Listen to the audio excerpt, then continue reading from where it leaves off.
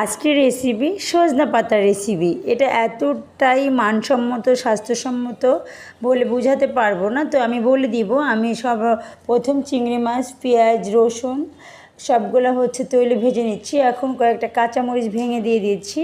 তো এ পর্যায়ে নাড়াচাড়া করে ভালো করে ভেজে নেব। তো দেখুন, সঙ্গেই থাকবেন, আশা করি ভিডিওটা খুবই ভালো লাগবে। আমি খুব সহজে দেখিয়ে দিব।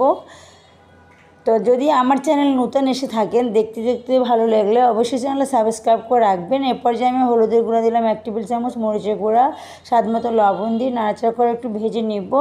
এখন আমি আলু ছোটো ছোটো করে টুকরা করে কেটে নিয়েছিলাম, এগুলো দিয়ে দিলাম। তো এগুলো দিয়ে আর একটু নাড়াচাড়া করব। আলুটা একটু কালারটা চেঞ্জ হওয়া পর্যন্ত কষিয়ে নেব সুন্দর করে। তো এরপর যে কষানো আমার হয়ে গিয়েছে। আশা করি আপনাদের এই রেসিপিটা এতটাই কাজে আসবে, এতটাই হেলদি ফুড বলে বোঝাতে পারবো না। পরিমাণ মতো পানি দিয়ে এখন সজনা পাতাটা ধুয়ে নিচ্ছি। সজনা পাতা ধুয়ে এখন দিয়ে দিলাম। সজনা পাতা কিন্তু আপনারা সবাই জানেন মহা ওষুধ।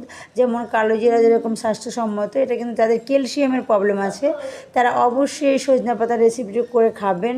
ভীষণ ভীষণ মজার হবে, সবাই আপনার রান্নার প্রশংসা করবে। তো আমি নাড়াচাড়া করে মিক্স করে দিচ্ছি। তো এর পর্যায়ে আমি ঢাকনা দিয়ে দিব।